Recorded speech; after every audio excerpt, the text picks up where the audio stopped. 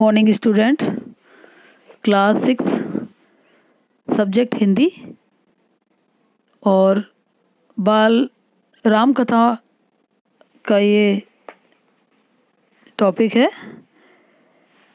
और इसका टॉपिक का नाम है सीता की खोज।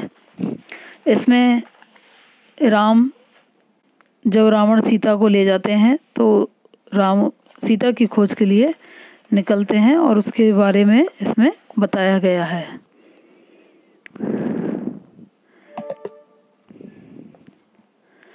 राम के मन में कई प्रकार के प्रश्न थे और आशंकाएं थी। मारीच की माया उन्होंने देख ली थी और वह छल से उन्हें कुटिया से दूर ले आया था और अब क्या होगा, यही सोचते हुए वे कुटिया की ओर भागने चले जा रहे थे। वापसी में एक पल भी विलंब नहीं करना चाहते थे। लक्ष्मण को वे कुटी पर छोड़ आए थे और सीता की रखवाली के लिए अच्छा हो कि लक्ष्मण भी वहीं हो। मारीच की मायावी आवाज़ इन तक न पहुंची हो और राम ने सोचा कि सीता अकेली रही तो राक्षस उन्हें मार डालेंगे, खा जाएंगे। तभी उन्होंने पगडंडी से लक्ष्मण को आते देखा और वही हुआ जिसका राम को डर था। अनिष्ट की आशंका और बढ़ गई और पता नहीं सीता किस हाल में होगी।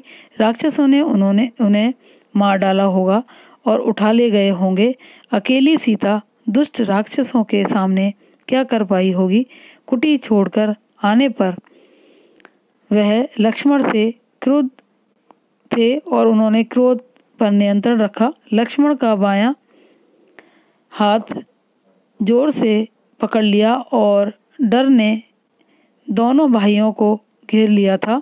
देवी सीता ने मुझे विवश कर दिया भ्राते, उनके कटु वचन में सहन नहीं कर सका और कटाक्ष और उल्हाना नहीं सुन सका और मैं जानता था कि आप सकुशल होंगे। आपकी सुरक्षा को लेकर मन में कोई संदेह नहीं था। तब भी मुझे कुटिया छोड़ कर के आना पड़ा। और लक्ष्मण ने कहा कि यह तुमने अच्छा नहीं किया, तुम्हें मेरी आज्ञा का उल्लंघन नहीं करना चाहिए था। अब जल्दी चलो, मेरा मन चिंतित है। सीता ना जाने किस हाल में होगी, कैसी होगी। मायावी राक्षसों का कोई ठिकाना नहीं है। और राम ने चलने की गति और बढ़ा दी। कुटिया अभी तक कुछ दूर थी पर दिखाई पड़ने लगी थी। राम ने वहीं से पुकारा कि सीते, तुम कहाँ हो, जैसे कि उन्हें पता चल गया हो कि सीता आश्रम में नहीं है। कुटिया मौन रही और वहां से कोई उत्तर नहीं मिला। राम की बेचैनी बढ़ गई और उनकी एक आवाज़ पर कहीं से भी उपस्थिति हो जाने वाली सीता वहां नहीं थी। अनुपस्थिति बोलती कैसे। वहां की आवाज़ पेड़ों से टकराकर आवाज़ में विलीन हो गई और कुटिया के शून्य में समा गई। राम पुकारते रहे कि उत्तर में उन्हें हर बार सन्नाटा ही मिला और चुप्पी हर ओर थी।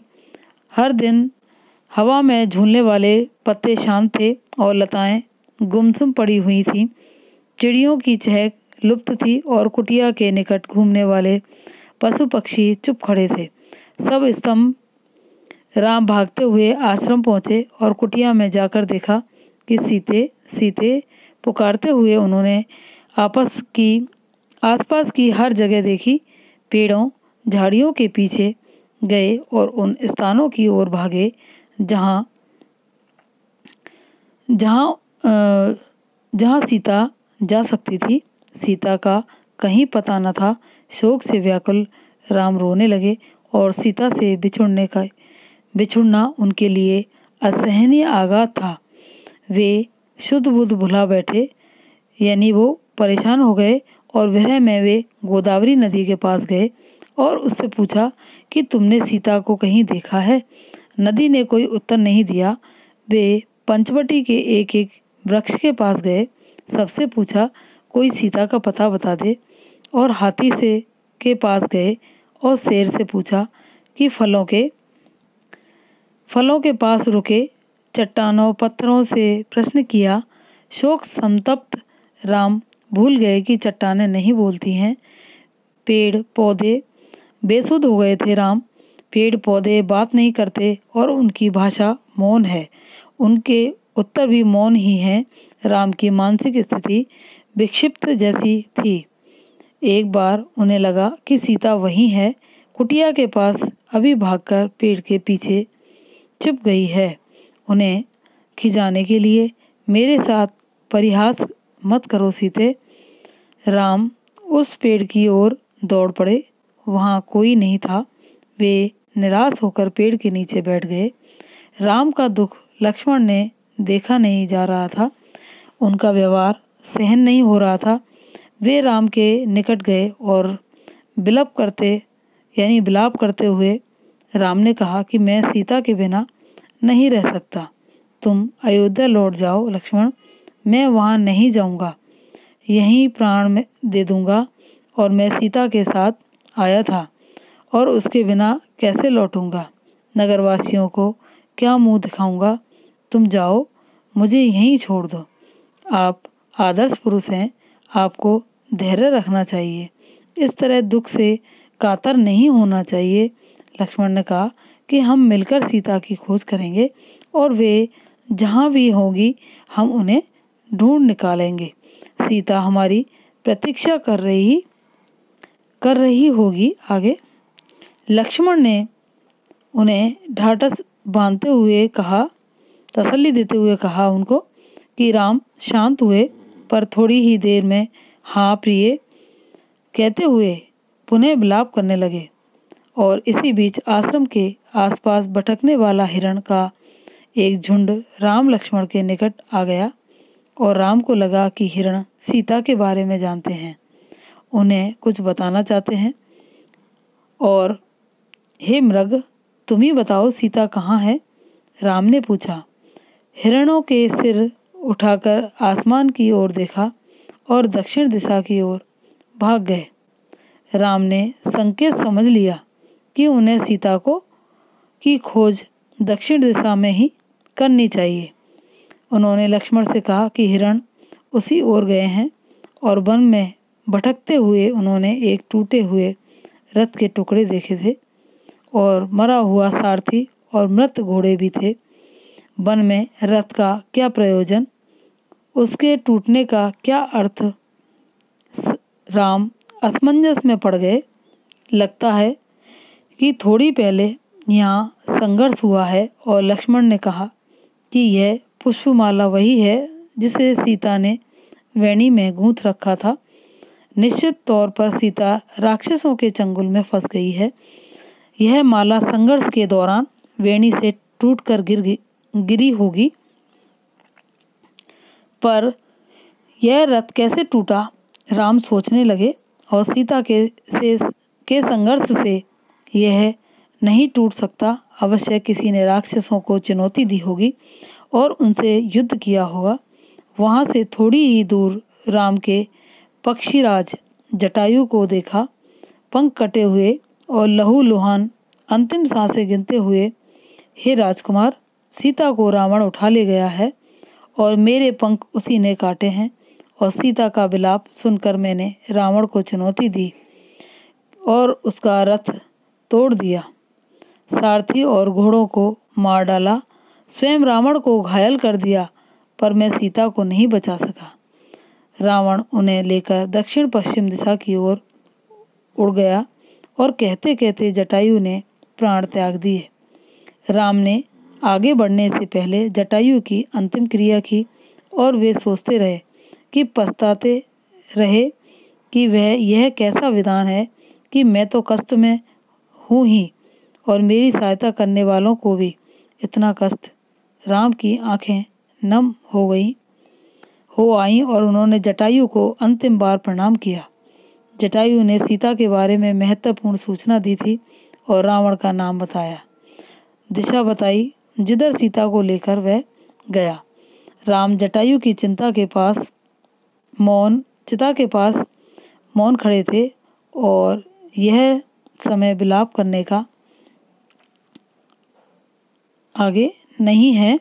हमें तुरंत दक्षिण पश्चिम दिशा की ओर जाना चाहिए। सीता उधर ही होगी। लक्ष्मण ने तत्परता दिखाई और आगे का मार्ग भी और कठिन था। राम और लक्ष्मण को लगभग हर दिन राक्षसी आक्रमणों से जूझना जूझना पड़ा और अनेक कठिनाइयाँ आईं और अवरोध मिले। दोनों राजकुमार प्रत्येक बाधा पार करते चले गए और उन्हें सामने लक्ष्य स्पष्ट था कि दिशा तय थी, उन्हें कोई नहीं रोक सकता था। वन मार्ग जितना कठिन होता गया, उनकी दृढ़ता बढ़ती गई और वनवासी राजकुमार प्रतिदिन सुबह उठते और दक्षिण दिशा की ओर चल पड़ते। एक दिन यात्रा के प्रारंभ में ही एक विशालकाय राक्षस ने उन पर आक्रमण कर दिया। उसका नाम कम्बद था और कम्बद देखने में बहुत डरावना था और मोटे मांसपिंड जैसा गर्दन नहीं थी और एक आंख थी और दांत बाहर निकले हुए थे और जीभ सांप की तरह लंबी और लपलपाती हुई। राम लक्ष्मण को देखते ही कम्बद प्रसन्न हो गया और उसने दोनों हाथ फैलाए और एक एक हाथ से दोनों भाइयों को पकड़कर हवा में उठा लिया। उसे मन मांगा आहार मिल गया था बैठे बिठाए और वह अपने शिकार को भुजाओं में लपेटकर मुंह तक ले जाता।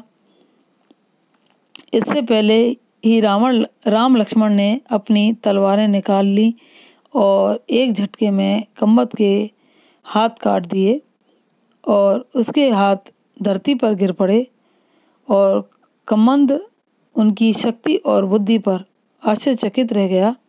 कौन हो तुम दोनों? उसने पूछा। हम अयोध्या के महाराज दशरथ के पुत्र हैं, राम और लक्ष्मण। रावण ने राम की पत्नी सीता का हरण कर लिया है और हम उन्हीं की खोज में निकले हैं।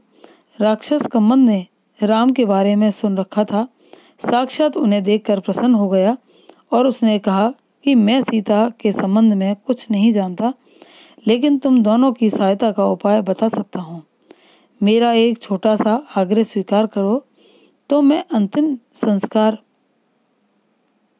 राम करें, मतलब मेरा अंतिम संस्कार राम करें। और राम ने इस तरह सहमति व्यक्त की तो कम्बद बोला कि आप दोनों पंपा सरोवर के निकट ऋष्यमुख पर्वत पर जाएं और वह वनराज सुग्रीव का क्षेत्र है और वे निर्वासित जीवन व्यतीत कर रहे हैं। सुग्रीव से मदद का आग्रह कीजिए और उनके पास बहुत बड़ी वानर सेना है। सुग्रीव के वानर सीता को अवश्य खोज निकालेंगे। कम्बद की सांस टूटने लगी थी और उसका अंत निकट था। राम और लक्ष्मण को आगे अपने निकट बुलाते हुए उसने कहा कि पंपा सरोवर के पास मतंग ऋषि का आश्रम है, वहीं उनकी शिष्या सबरी रहती है और आगे जाने से पूर्व सबरी से अवश्य मिल लें। और यही बोलते कम्बद के प्राण त्याग दिए उसने और राम ने उनका वचन पूरा करते हुए उनका अंतिम संस्कार किया और पंपा सर की ओर चल पड़े।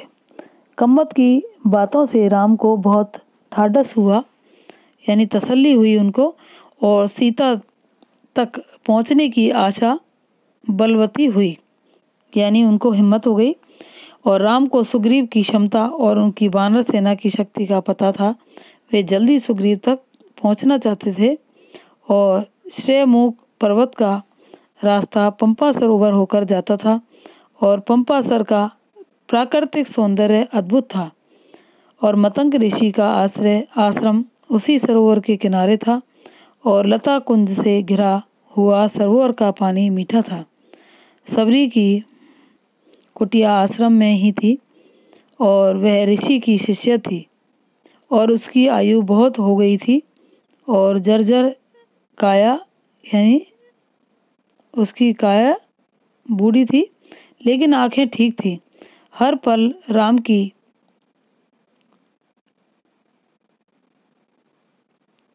प्रतीक्षा में खुली हुई।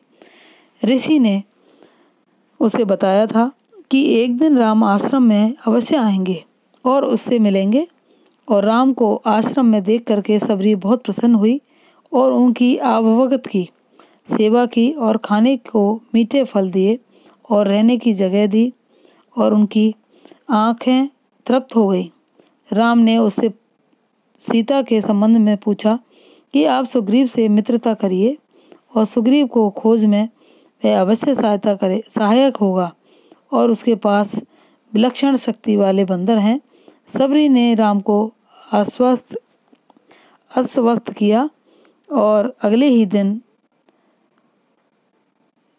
ऋष्यमुख पर्वत चले गए और उनकी व्याकुलता तब अब और घट गई थी। मन की शांति लौट आई थी।